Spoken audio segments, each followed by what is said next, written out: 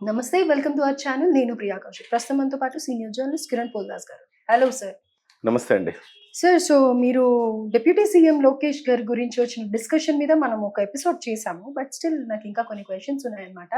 ఏదైతే డిస్కషన్ జరిగిందో ఎన్నో వీడియోస్‌లో చూస్తూ వచ్చామో లోకేష్ గారు అది. సో, ఆ టాపిక్ ఇక్కడితో ఇంకా ఎండ్ అయిపోయినట్టేనా? లేకపోతే ఏంటి దాని నెక్స్ట్ సిట్యుయేషన్? అంటే చంద్రబాబు నాయుడు గారు నిన్న దీని గురించి అసలు ఇంకా మాట్లాడొద్దు అని చెప్పారు కదా! ఎందుకని ఆయన రెస్పాండ్ అయ్యారు అని అంటారు? అసలు ఈ విషయాన్ని ఎలా చూడాలి? వాస్తవానికి చంద్రబాబు నాయుడు గారు కరెక్ట్‌గా స్పందించడం అనేది ఒక సరైన సంకేతంగా భావించాలి మనం. ఓకే. చంద్రబాబు గారు ఒకవేళ స్పందించి దీని మీద ఒక ప్రకటన విడుదల చేయకపోయి ఉండుంటే ఈ పాటికి చాలా పెద్ద నష్టం జరిగేది కూటమికి. ఓకే. సో ఇప్పటికి కూడా చంద్రబాబు నాయుడు గారు దాన్ని అధికారికంగా ఆయన ప్రకటించినట్టుగా నాకు కనపడాల. అంటే ఒక పేపర్ మీద రాయడమో, వాళ్ళు ఒక ప్రకటన విడుదల చేయడమో, లేకపోతే చంద్రబాబు గారు డైరెక్ట్గా మాట్లాడి చెప్పటం అలాంటివి చేసినట్టుగా కనపడలేదు. అటు పార్టీ ఆఫీస్ నుంచి అందరికీ ఫోన్స్ వెళ్ళాయి. అధిష్టానం దీని మీద మాట్లాడొద్దని చెప్పిందని పార్టీ ఆఫీస్ నుంచి మీడియా సంస్థలకు కూడా ఫోన్లు వచ్చినాయి. సో ఆ రకంగా ఇది ఒక సంకేతం వెళ్ళిపోయింది. ఓకే, ఇప్పటి వరకు అయితే ఈ అంశానికి ఒక ఫుల్ స్టాప్ పెట్టినట్టే. కాకపోతే ఇది తాత్కాలికమే. కామా పెట్టారు అనుకోవచ్చు. కామా పెట్టారు, బట్ ఫుల్ స్టాప్ లాగే అనుకోవాలి. బట్ దాన్ని తీసుకుపోయి కోల్డ్ స్టోరేజ్ లో పెట్టారు. కోల్డ్ స్టోరేజ్ లో పెట్టడం ఏంటి? కోల్డ్ స్టోరేజ్ లో పెట్టడం అంటే దాన్ని ఇంకా లైవ్ లోనే ఉంది, ఎప్పుడు కావాలంటే అప్పుడు తిరిగి వాడుకోవచ్చు. అంటే కోల్డ్ మీడియా స్టోరేజ్ మటుకు అంటే మటుకు వద్దు అన్నారు అంతే. ఏదైనా ఒక ప్రొడక్ట్ తీసుకెళ్లి మనం కోల్డ్ స్టోరేజ్ లో పెట్టామనుకోండి, ఒక వస్తువు పాడవకూడదంటే కోల్డ్ స్టోరేజ్ లో పెడతాం కదా. ఒక మిరపో లేకపోతే ఇంకోటో పంటలను తీసుకెళ్లి కోల్డ్ స్టోరేజ్ లో లాంగ్ పెడతాం, రన్ లో పాడవకుండా. వాడుకోవాలంటే అప్పుడు దాని ధర వచ్చిన తర్వాత తిరిగి వాడుతూ ఉంటారు. అట్లానే ఈ అంశాన్ని సరైన సందర్భం వచ్చినప్పుడు తిరిగి వాడుకోవటానికి అనుకూలంగా తీసుకుపోయి మళ్ళీ కోల్డ్ స్టోరేజ్ లో పెట్టారని అనుకోవాలి తప్ప దీనికి ఒక ఫుల్ స్టాప్, పూర్తి స్థాయిలో ఫుల్ స్టాప్ పడిందని అయితే భావించడానికి వీల్లేదు. ఓకే. అయితే ఇప్పటికే జరగాల్సిన డ్యామేజ్ కొంత జరిగింది. దీనివల్ల ఇరు వర్గాల మనసుల్లో ఒక రకమైన భేషజాలు ఏర్పడ్డాయి, భేద భావాలు ఏర్పడ్డాయి. చక్కగా ప్రశాంతంగా ఉన్న ఒక సరస్సులో, నీటి కొలనులో ఒక రాయేశారు. ప్రకంపనలు వచ్చినాయి. ఈ ప్రకంపనల వల్ల ఓకే, భవిష్యత్తు అంత సానుకూలంగా ఏమీ ఉండదు, అంత ప్రశాంతంగా ఏమీ జరగదు, డెఫినెట్గా ఏదో ఒక ఇష్యూస్ అయితే వస్తాయి ఇరుపక్షాల మధ్య అన్న ఒక సంకేతాన్ని మీరు స్పష్టంగా ఇచ్చినట్టుగా మనం భావించాలి. చక్కగా ఎంత బాగుండిందండి. కూటమి ప్రభుత్వం నేరుగా ప్రజలకు అద్భుతమైన పరిపాలన అందిస్తుంది. 6 నెలల్లో 3 లక్షల కోట్ల రూపాయల అభివృద్ధి కార్యక్రమాలు చేశారంటే గొప్ప విషయం. 2019 నుంచి 2014 నుంచి 19 వరకు తీసుకున్న, 19 నుంచి 24 వరకు తీసుకున్న ఈ 10 ఏళ్ల కాలంలో 2 ప్రభుత్వాల హయాంలో కూడా ఇంత గొప్ప అభివృద్ధి కార్యక్రమాలు జరగలేదు, ఇంత గొప్ప సహాయం కేంద్ర ప్రభుత్వం నుంచి అందలేదు. అలాంటి సహాయం కేవలం 6 నెలల్లోనే అందింది. అంటే అర్థం ఏంటి? కేంద్ర ప్రభుత్వం రాష్ట్రం మీద ప్రేమతో ఉన్నది, ప్రేమ అభిమానాలు చూపిస్తున్నారు. విన్నాం కదా. సో ఇలాంటి సందర్భంలో ఇట్లాంటి చిల్లర రాజకీయాలు చేయటం కారణంగా కూటమి యొక్క భవిష్యత్తు ప్రశ్నార్థకమవుతుంది. ప్రతిపక్షమైన వైఎస్ఆర్సీపీకి ఒక అవకాశాన్ని ఇచ్చినట్టు అవుతుంది. అలాగే రేపు పొద్దున రాష్ట్రంలో పెట్టుబడులు పెట్టడానికి ఎవరైనా రావాలంటే సంకోచించే పరిస్థితి ఏర్పడుతుంది. చాలా మంది అనుకోవచ్చు, పవన్ కళ్యాణ్ గారు గతంలో గట్టిగా మాట్లాడారు కదా అంటే, గట్టిగా మాట్లాడారంటే తన ప్రభుత్వాన్ని తాను సరి చేసుకునే ఒక ప్రయత్నం చేసుకున్నారు. మళ్ళీ ఏ రోజు కూడా ఆయన నేను ముఖ్యమంత్రి అవుతాను, భవిష్యత్తులో జనసేన కూడా ముఖ్యమంత్రి పదవిని చేపట్టవచ్చు లాంటి పదాలు ఎక్కడ వాడలేదు. చంద్రబాబు నాయుడు గారే 10 ఏళ్ల పాటు ముఖ్యమంత్రిగా ఉంటారు అని చెప్పారు. ఆయన అసెంబ్లీ వేదికగా చెప్పారు. ఇంత గట్టి కాన్ఫిడెన్స్ ఇచ్చారు ఆయన. అలా కాన్ఫిడెన్స్ ఇచ్చిన తర్వాత కూడా ఇలాంటి వ్యవహారాలను తెర మీదకి తీసుకొచ్చి కూటమిని వీక్ చేశారు ఒక రకంగా చెప్పాలంటే.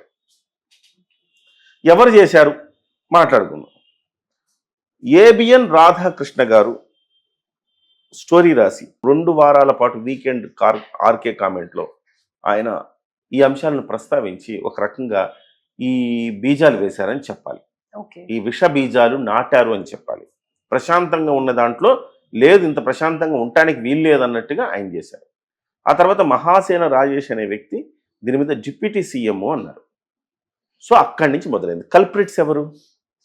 వీళ్ళిద్దరే కల్ప్రిట్స్ అనుకోవాలి.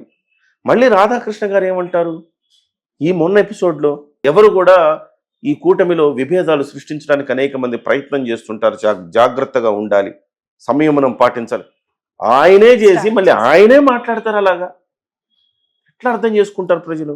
సరే, ఆయన అంటే ఏదో రకరకాల వ్యాఖ్యానాలు వినిపిస్తున్నాయి, ఆయన వేరే అర్థాల్లో వేరే ఆలోచనలతో ఆయన రాశారనుకుంటాం.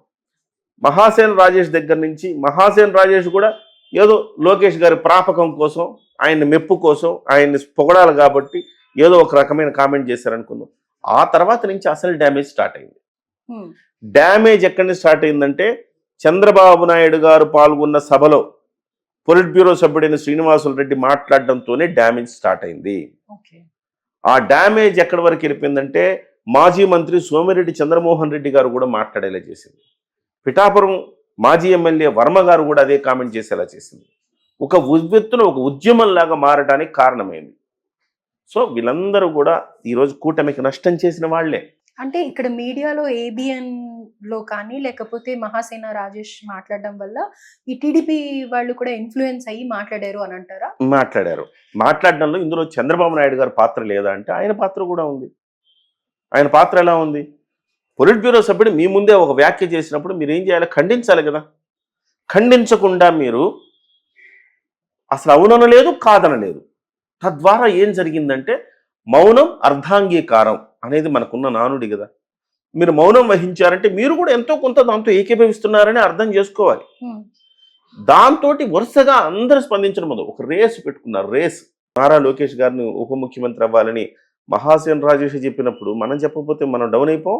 మనం కూడా చెప్పారు, వాళ్ళిద్దరు చెప్పారు, మనం ముందుండాలా ఈ విషయంలో. నేను కూడా ఆ రోజు మిమ్మల్ని సపోర్ట్ చేశాను సార్ అని చెప్పుకోవాలని చెప్పి ప్రతి వాడిని తాపత్రయం ఈ రకంగా తయారు. చివరికి చంద్రబాబు నాయుడు గారు కామ్గా ఉండండి, ఎవరు మాట్లాడదని చెప్పే పరిస్థితికి వచ్చింది. అయితే సార్ ఇక్కడ తలా పాపం తిలా పిడికడు అన్నట్టుగా వీళ్ళందరూ కూడా కూటమిని ఒక రకంగా దెబ్బ కొట్టడానికి ప్రయత్నం చేశారని చెప్పాలి.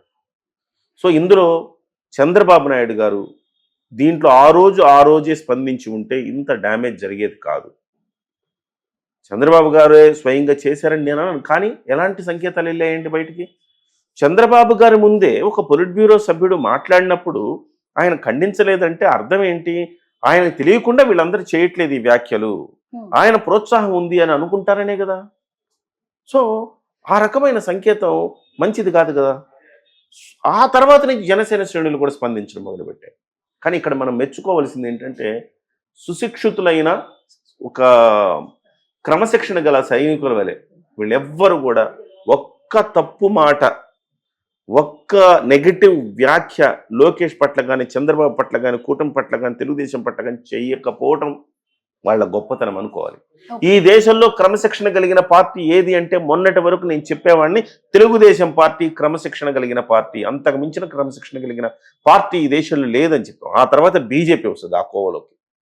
కానీ ఇవాళ తెలుగుదేశం పార్టీ కంటే కూడా ఒక మెట్టు ఎక్కువే సంయమనం, సహనం చూపించింది జనసేన పార్టీ అని మనం చెప్పుకోవచ్చు.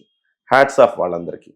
సో ఓవరాల్గా జరిగిన మొత్తం దీంట్లో చంద్రబాబు నాయుడు గారు పరోక్షంగా ఒక రకంగా ఆయన కూడా కొంత డ్యామేజ్కి కారణమైనా కానీ మిగతా వాళ్ళందరూ, ముఖ్యంగా మహాసేన రాజేష్ అనే వ్యక్తిని మీరు పక్కన పెట్టుకున్నంత కాలం ఈ డ్యామేజ్ జరుగుతూనే ఉంటుంది. అతను ఒక కోవర్టు.